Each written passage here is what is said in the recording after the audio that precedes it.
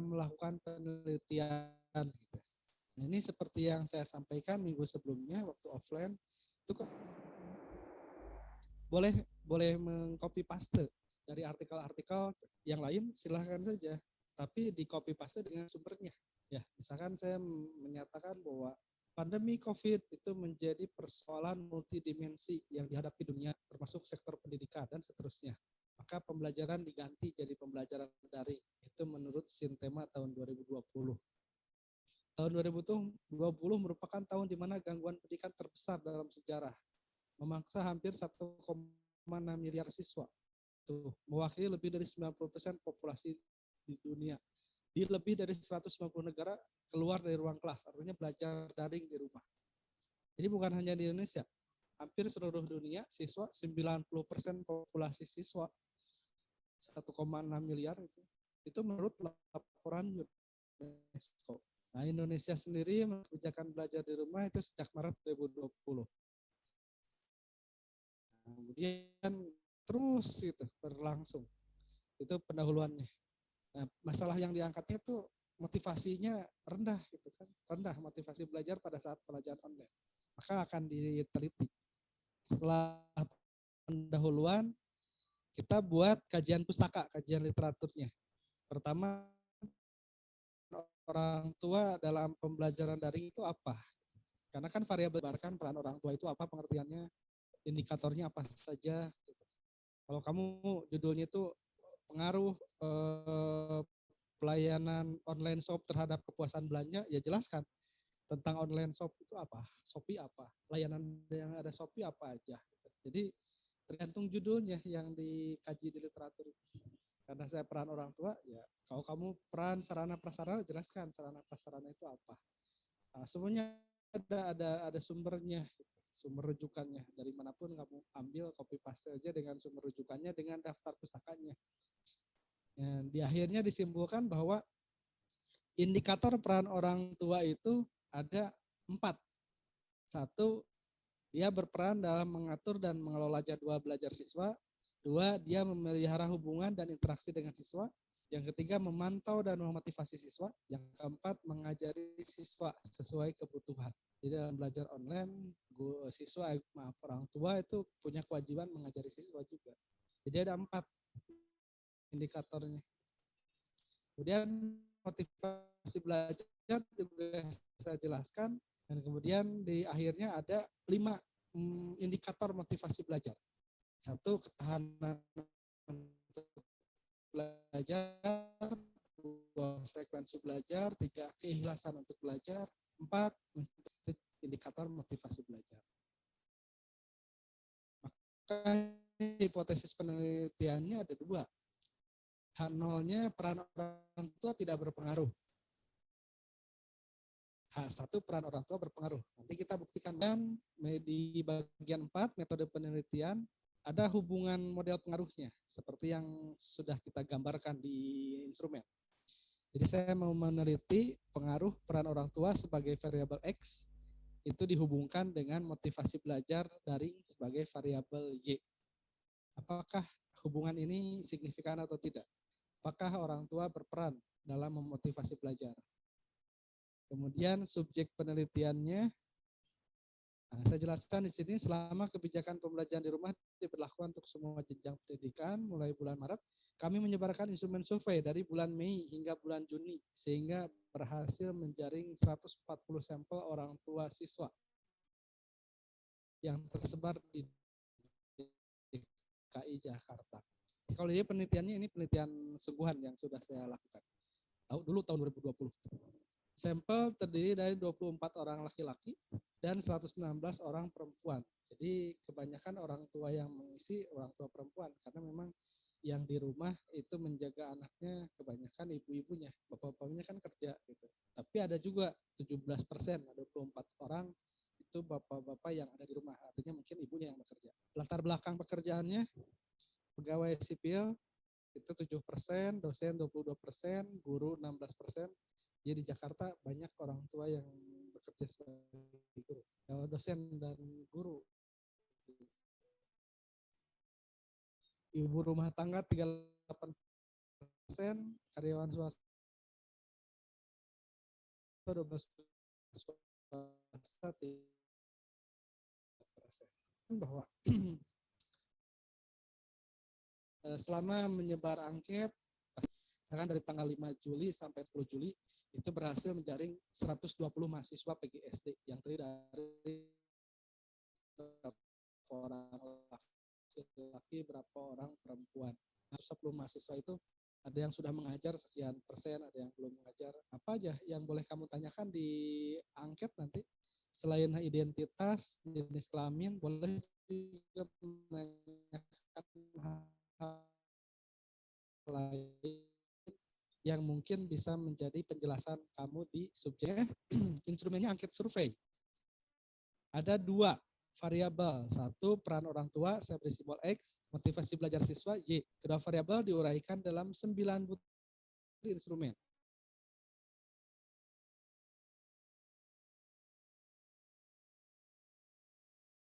Dengan menggunakan 1-5.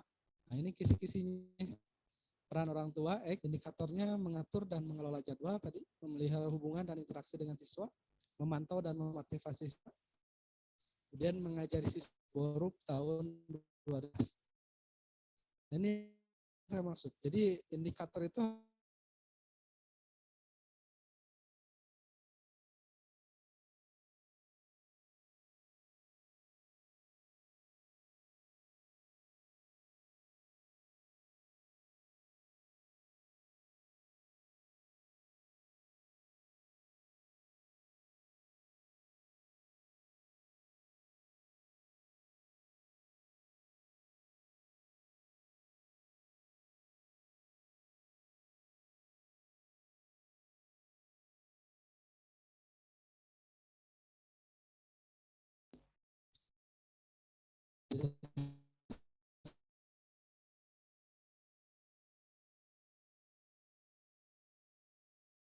sumber yang sama.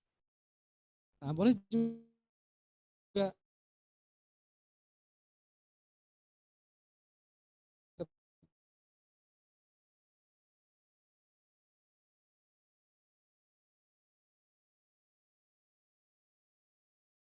2004, kemudian ada review 2016. Dari berbagai sumber ini saya satukan menjadi variabel motivasi belajar. Gitu. Jadi ada 4 dan 5. Jadi nggak banyak-banyak yang ditanya, 9 saja pertanyaannya. Nanti kan ini tanya ke orang tua. Nanti menjadi item soalnya, misalkan saya selalu mengelola jadwal pelajaran si anak saya, misalkan. Ya kan, apakah selalu, sering, kadang-kadang, itu kan 1, 2, 3, 4, 5. Saya selalu berinteraksi dengan anak saya dalam hal pembelajaran online. Saya selalu memantau anak saya ketika belajar online. Saya selalu mengajari siswa anak saya ketika belajar online. Ini dibuat jadi item pernyataan. Kemudian untuk motivasi, misalkan anak ketahanan belajar, anak saya mampu belajar online dalam waktu yang lama. Misalkan. Frekuensi belajar, tiap hari anak saya selalu mengikuti pembelajaran online tanpa bolos. Keikhlasan, anak saya mengikuti pembelajaran online atas kemauannya sendiri. Mencoba menyelesaikan tugas yang sulit. Anak saya walaupun diberikan tugas yang sulit oleh gurunya dalam pembelajaran online selalu mengerjakan. Memilih belajar daripada kegiatan lain. Ketika bentrok dengan kegiatan lain, anak saya selalu mengutamakan belajar online. Nah, ini dibuat dari jadi pertanyaan kan kepada orang tua. 9 butir. Nah, setelah 9 butirnya ini ditanyakan ke orang tua lewat Google Form, jadi saya sebutkan di sini disebar melalui angket Google Form. Sini. Terus angket disebar melalui Google Form. Nah, saya dapat data lah. Datanya seperti apa? Datanya juga tadi saya sudah sharing di grup. Data yang saya dapat. Tentu dengan hasil perapihan. Ya. Karena kan dari Google Form itu nggak rapi. Nih, datanya pertama ini orang tuanya saya nggak beridentitas. Jadi saya nanyanya nggak minta identitas ke orang tua. Supaya mereka lebih leluasa mengisi. Jadi hanya diberikan nomor saja, nomor sampel 1 sampai nomor 140. 140 sampel. Nah, kemudian X1, X2, X3, X4 ini kan yang ditanya adalah peran orang tua. Ya, tadi. Dan Y1, Y2, Y3, Y4, Y5 itu adalah motivasi belajar. Jadi hasil pengisian anketnya itu direkap. Di sini saya menggunakan tadi di laporan itu skala 1 sampai 5. Padahal sebenarnya berbeda untuk orang tua itu 1 sampai 7 saya gunakan skalanya. 1, 2, 3, 4, 5, 6, 7. Untuk yang motivasi belajar baru 1 sampai 5. Ada ini ya, ada alasan tersendiri kenapa yang ini 7, kenapa yang ini 5. Nah, kamu boleh berapa saja. Nah, kemudian bagian kanannya X itu adalah hasil rata-rata dari peran orang tua, kan ada 4 indikatornya, dirata-ratakan. Yang Y saja ini adalah motivasi belajar dirata-ratakan.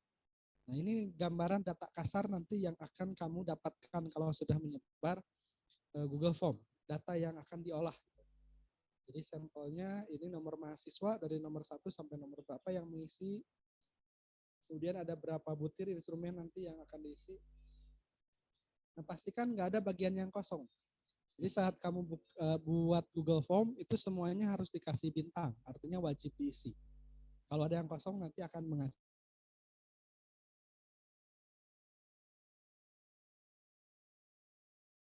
Siswa itu mau tidak mau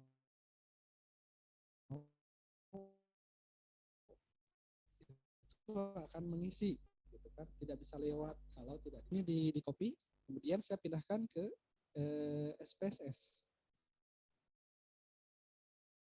Pindahkan ke SPSS untuk dianalisis. Untuk dianalisis. Nah, ini. Jadi ada X1, X2, X3, X4, ada Y1, Y2, Y3, Y4, Y5, ada X saja, ada Y saja. Tentu sudah melewati proses pengaturan variable view seperti yang sering kita lakukan. Diberikan nama, kemudian desimalnya kalau yang X1 sampai Y5 itu nggak pakai desimal karena kan angkanya bulat. 1, 2, 3, 4, 5, 6, 7 gitu kan. Sedangkan untuk X dan Y ini kan hasil rata-rata, dia ada desimalnya. Sehingga saya berikan desimal 2. Kemudian diletakkan di tengah, kemudian bentuk pengukurannya adalah skala. Jadilah seperti ini. Nah, kemudian yang kita lakukan adalah uji validitas, uji reliabilitas, uji normalitas, dan uji hipotesis. Ini semua sudah kita bahas dari pertemuan awal sampai pertemuan terakhir. Jadi kamu tinggal buka lagi panduannya. Bagaimana uji validitas, uji reliabilitas, uji normalitas, dan uji hipotesis korelasi. Nah, singkat cerita, ini kalau sudah dianalisis, nanti tabel outputnya itu dipindahkan ke laporan tadi ke Microsoft Word. Ya, ke Microsoft Word dipindahkan sehingga nanti setelah tadi saya menjelaskan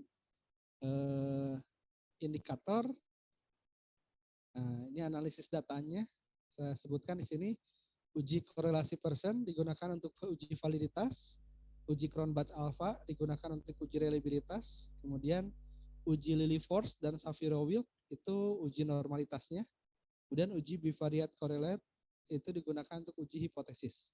Semua pengujian dilakukan menggunakan SPSS 25 yang saya punya. Signifikansinya nanti ditetapkan sebesar 5%.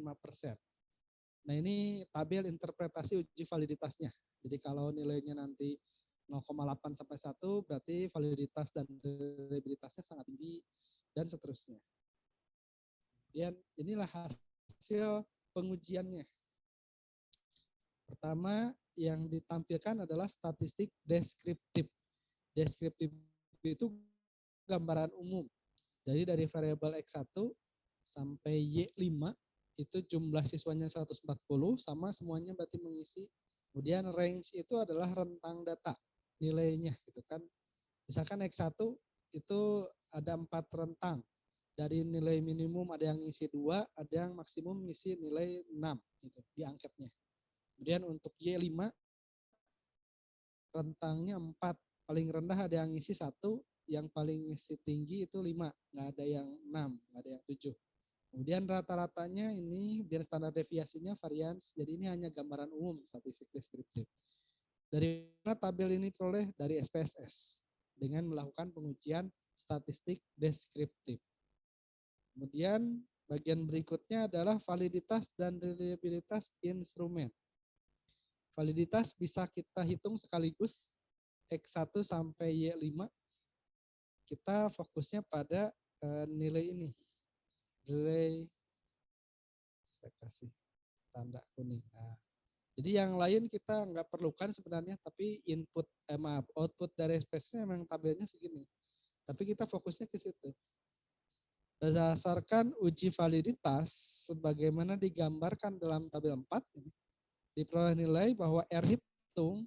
Nah, nilai R hitung itu adalah nilai corrected item total correlation. Itu semuanya lebih besar daripada R tabel. Di mana R tabelnya adalah 0,165. Bisa dilihat di daftar tabel untuk taraf signifikansi 5%. Karena lebih besar dari 0,165, maka ini dikatakan valid semuanya. Berarti tidak ada instrumen yang dibuang. Semuanya bisa digunakan untuk penelitian. Pak, bagaimana kalau ada yang di bawah nilai R tabel, berarti harus dibuang. Karena ada misalkan 2 yang tidak valid, maka instrumen yang dipakai hanya 7 atau hanya 8 gitu kalau tadinya 10. Harus diceritakan kalau tidak valid. Kemudian uji reliabilitas.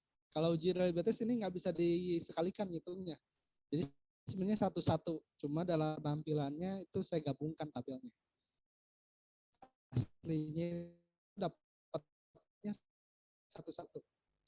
Nah ini lihatnya hasil Cronbach alpha yang tengah. Ini untuk menentukan reliabilitas. Berdasarkan tabel 5, gitu kan, nilai Cronbach alpha untuk orang tua itu 698, kategorinya tinggi. Dari mana kategori ini? Kategorinya lihat di tabel sini tadi. Nah, 0,6 sampai 0,8 kan tinggi.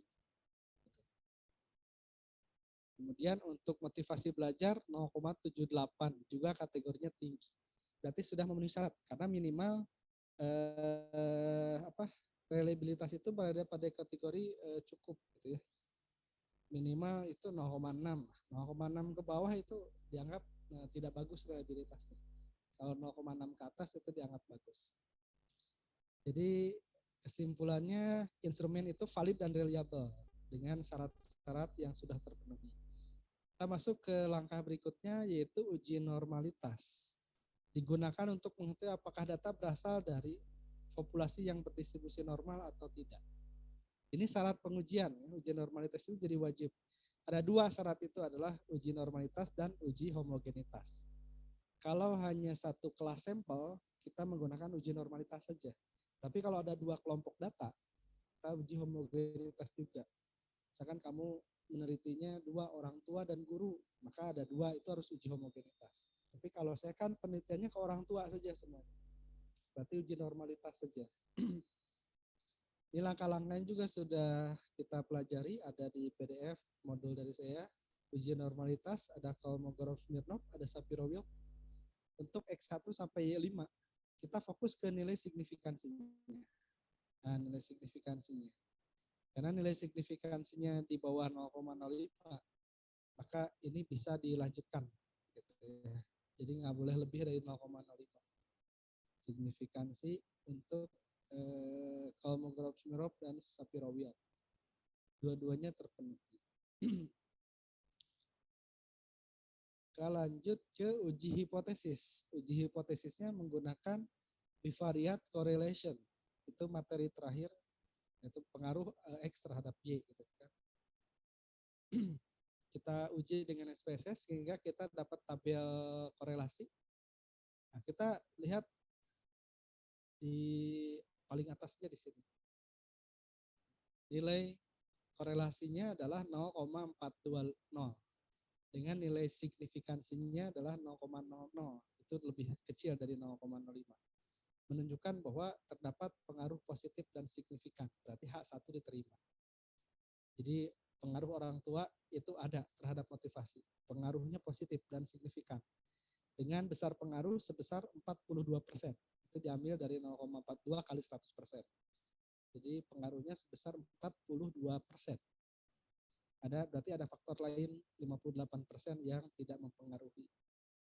Yang mempengaruhi motivasi belajar di luar yang diteliti selain dari peran orang tua.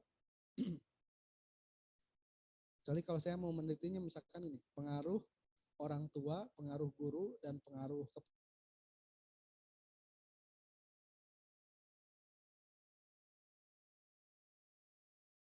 persen, pengaruh kepala sekolah misalkan hanya 9%, sehingga dijumlahkan itu mendekati 100%, karena variabelnya banyak.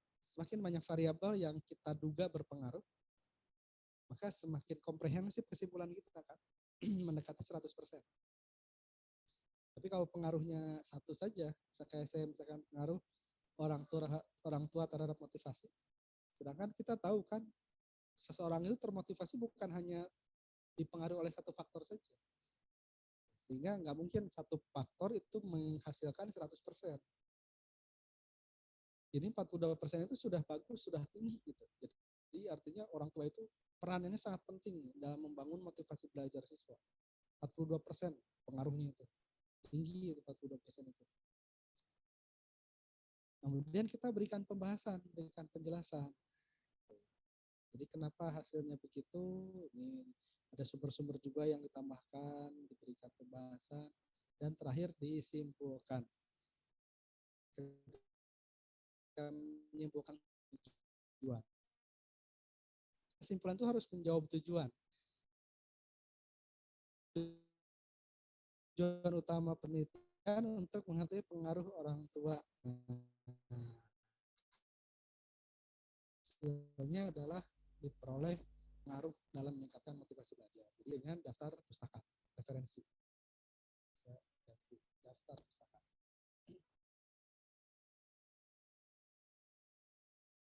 Daftar pustakanya ya semua yang kamu kutip pendapatnya.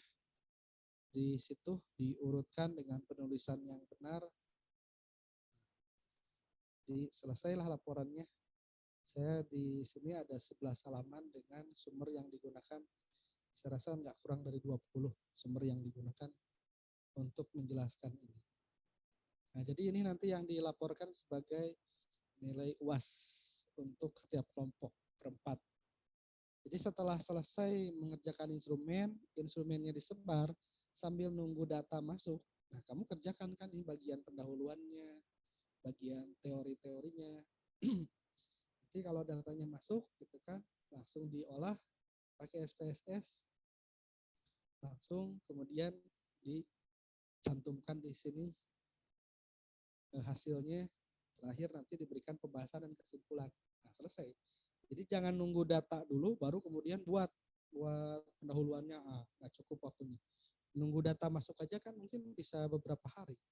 Kecuali kamu bisa langsung salam satu hari bisa memaksa orang isi, ayo ditunggu hari ini gitu kan. Itu kalau bisa ya silahkan. Oke, sampai sini ada pertanyaan. Jadi ada bagian-bagian memang yang sudah kamu kerjakan. Kayak bagian model hubungannya, ini setiap orang sudah menggambarkan. Kemudian indikator-indikatornya setiap orang sudah membuat indikator. Tinggal yang ada sumber harus ditambahkan sumbernya. Analisis datanya semuanya sama seperti ini prosesnya. Jadi kalau kamu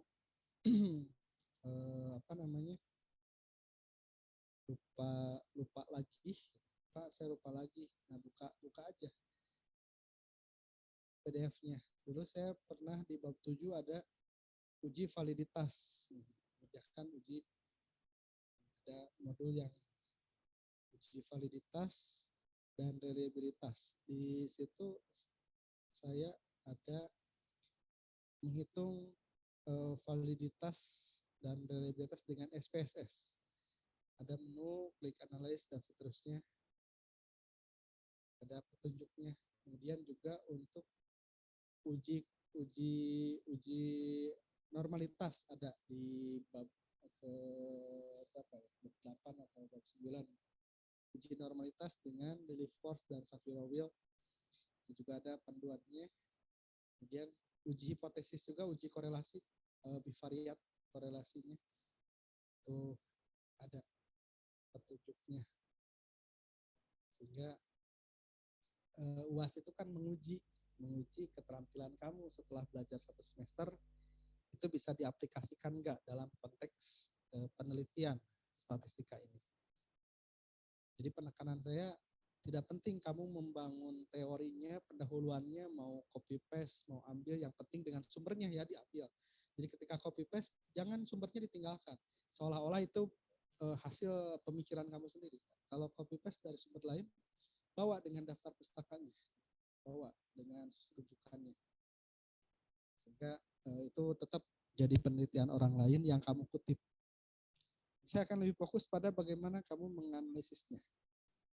Ya, menganalisisnya. Jadi nanti yang dikumpulkan adalah laporannya yang sudah dalam bentuk PDF, ini dari judul sampai daftar pusaka.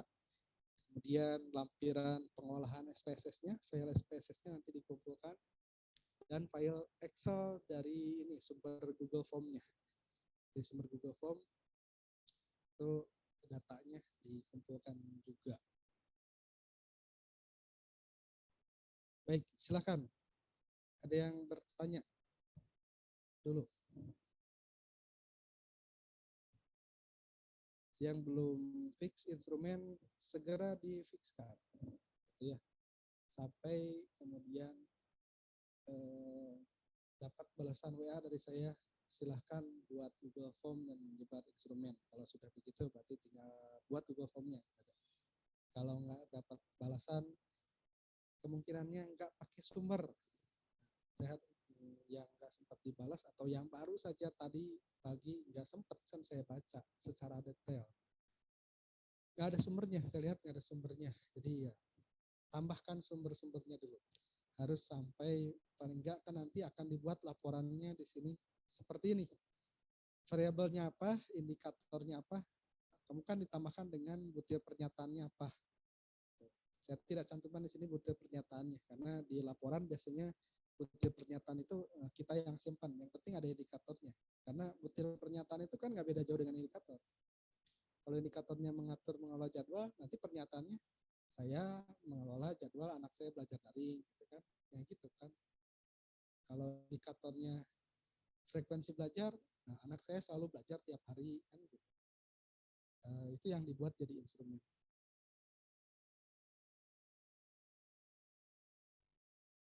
Oke, silakan bertanya. Karena kita nggak punya pertemuan lagi, artinya nggak ada diskusi lagi. Setelah ini, kamu saya lepas, silakan bekerja dengan cara kamu mengumpulkan dan akan saya nilai. Tidak ada diskusi lagi, Pak ini gimana, semuanya sudah, cara pengolahan datanya dari awal sampai akhir sudah, indikatornya kalau sudah di ACC berarti tinggal nyebar data, untuk buat laporan juga sudah ada contohnya, ya apalagi tinggal diikuti aja, ikuti contohnya, formatnya, isi dengan benar, udah nggak ada diskusi lagi. Kalau mau diskusi hari ini kesempatan terakhir, silakan.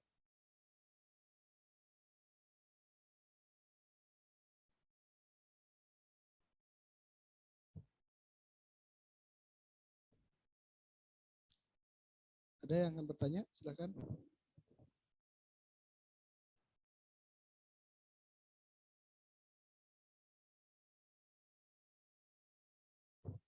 Saya tunggu. Kalau tidak ada, saya akhiri.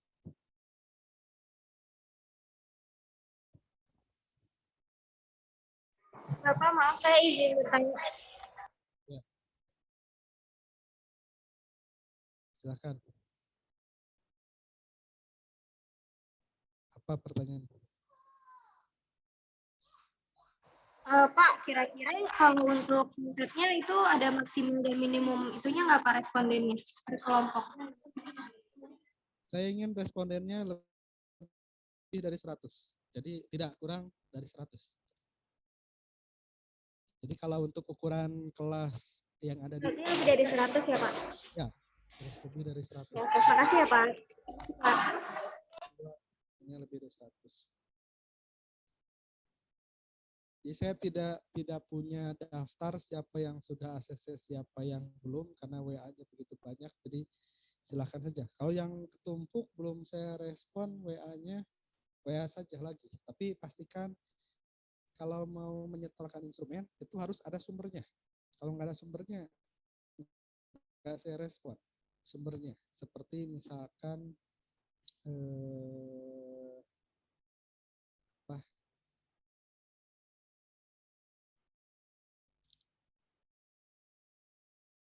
saya kan sudah bilang kemarin, kita belum belajar tentang cara buat instrumen. Jadi kalau kamu buat sendiri, itu kemungkinan besarnya tinggi. Gitu. Kemungkinan besar salahnya itu tinggi. Tapi kalau kamu menggunakan instrumen yang sudah ada di jurnal lain, penelitian lain, deskripsi orang lain, itu kemungkinan benarnya tinggi. Karena sudah diperiksa. Kalau jurnal sudah diperiksa oleh reviewer, oleh editor. Kalau skripsi sudah diperiksa oleh pembimbingnya, oleh pengujinya. Gitu kan. Dan kita nggak punya cukup waktu. Saya nggak punya cukup waktu untuk memeriksa kalau kamu buat sendiri produk instrumennya. Sehingga cara tercepatnya adalah kamu gunakan sumber, misalkan yang baru ngirim, Alisa, Divka, Malika. Nah, saya tidak akan mengakses ini karena tidak ada sumber yang ditampilkan di sini. Oh, misalkan ada nih kepuasan mahasiswanya ada, tapi untuk penggunaan media daringnya nggak ada. Nah, kayak untuk kepuasan mahasiswa ini saya tahu, Pak Saruman saya tahu, Avianti saya cek, ini ada indikator ini. Ini juga apa namanya, belum tentu kan ketika dijabarkan dalam bentuk pernyataan itu sudah tepat, misalkan kayak tangible, kualitas pertanyaan, kualitas pelayanan, mahasiswa mendapatkan kepuasan terhadap pelayanan dosen saat bertanya tentang tugas. Nah, ini kan interpretasi kamu. Kalau ini silahkan saja interpretasinya. Ini saya indikatornya ingin bersumber dari indikator yang terpercaya. Nah, yang pertama itu penggunaan media daring dosen itu nggak ada sumbernya. Ini kekeliruannya tinggi. Dari mana saya tinggi? Kan disebutkan bahwa yang menggunakan media daring itu dosen, tapi butir surveinya itu saya menggunakan Zoom. Nggak gitu kan? Nggak gitu. Jadi kalau misalkan keterampilan membuat kelas online, jadi penilaiannya itu adalah dosen saya gitu, menggunakan Zoom dengan terampil. Jadi kan menilai dosen. Keterampilan mengajak siswa bergabung. Dosen saya gitu, menggunakan WhatsApp group. Jadi bukan saya, jadi bukan interpretasi mahasiswa. Jadi kalau andaikan indikator ini benar, ada sumbernya, kan ini sudah dikasih tanda merah, tanda kutip, bahwa yang menggunakan media daring itu dosen, bukan mahasiswa. Jadi penilaiannya adalah terhadap dosen, walaupun yang menilai mahasiswa. Gitu. Jadi dosen saya, gitu. Kayak gitu, bukan saya. Dan ini nggak ada sumbernya, jadi saya nyatakan ini salah aja udah, karena nggak ada sumbernya. Jadi harus ada sumbernya, karena ketika ada sumbernya, paling enggak saya bisa cek dulu, walaupun butuh beberapa menit. Oh, ini dari Pak Saruman, para Saruman, karena saya pernah mengutip, misalkan tahu. Tapi kalau Avianti saya nggak tahu, belum pernah ngutip, tapi saya bisa cek Avianti misalkan 2010 tentang kepuasan mahasiswa, ada nggak? Jadi pastikan semuanya ada ininya, ada sumber rujukannya. Karena kalau nggak ada sumber rujukannya, ya mungkin nanti di laporannya kamu nggak bisa menyatakan begini. Nanti indikatornya apa, sumbernya apa. Ini yang dimasukkan ke dalam tabel itu ada di teorinya, di teori di atas.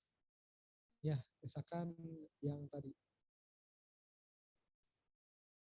Nah, penelitian lanjutan yang dilakukan oleh Borup 2016 dengan mengacu pada kerangka kerja SII menghasilkan kesimpulan beberapa peran orang tua yang berguna pada pelajar daring, pelajar virtual. Yaitu peran orang tua itu mengatur, menjadwal, memelihara hubungan. Nah, ini menurut Borup tahun 2016. Jadi di teorinya ada. Sehingga ketika saya pindahkan ke tabel indikator, itu sudah ada. Walaupun sebelumnya juga ada. Menurut Fulton, menurut Gronick, tapi saya nggak milih itu karena ternyata nggak cocok dengan penelitian saya. Begitupun untuk motivasi belajar. Sini motivasi belajar ada menurut Bropi, ada menurut Lee dan Martin, ada menurut Wolfok, ada menurut Santrok. Kamu pasti ada yang mengutip itu. Kalau tentang motivasi belajar pasti ahli-ahlinya itu, Ormod gitu. dari sekian banyak itu, kemudian saya pilih di bawah paling bawah itu indikator yang saya pakai adalah hasil gabungan, gitu kan. Di sini berdasarkan beberapa pendapat mengenai indikator motivasi, gitu. Maka gitu, saya mengadaptasi indikator-indikator tersebut. Gitu. Jadi ini tidak mengacu pada satu sumber, tapi menggabungkan beberapa sumber, sehingga dari gabungan beberapa sumber.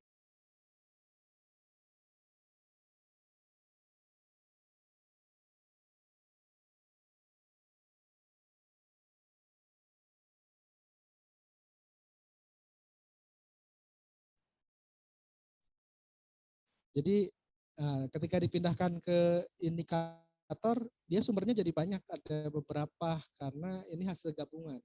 Nah, kemarin waktu di kelas saya juga mencontohkan ketika kita ngambil indikator, boleh dari satu sumber langsung plug aja, plug ketiplek gitu. Berarti satu ini sumbernya. Tapi kalau misalkan beberapa kita gabungkan karena belum tentu cocok semuanya dengan yang kita inginkan datanya. Di sini ada satu poin yang cocok, di sumber lain ada 2 poin, di sumber lain ada 3 poin. Nah, kita gabung-gabungkan, jadilah sumbernya dari beberapa rujukan. Nah, dalam membuat Google Form juga nanti ada ininya, ada tata ininya, ada bukan tata tertib ya, ada tata kramanya. Kalau kamu yang sudah ngambil, karena ini mau disebarnya Pak ke teman-teman saya, jadi saya bahasanya lebih bebas, ya silahkan. Tapi dalam penulisan yang formal gitu, kita harus agak ini ya, agak hati-hati karena kan kita ini memerintah orang untuk mengisi, gitu kan. Kata pengantarnya harus dengan baik, gitu, kata pengantar. Saya coba tunjukkan bagaimana Google Form-nya.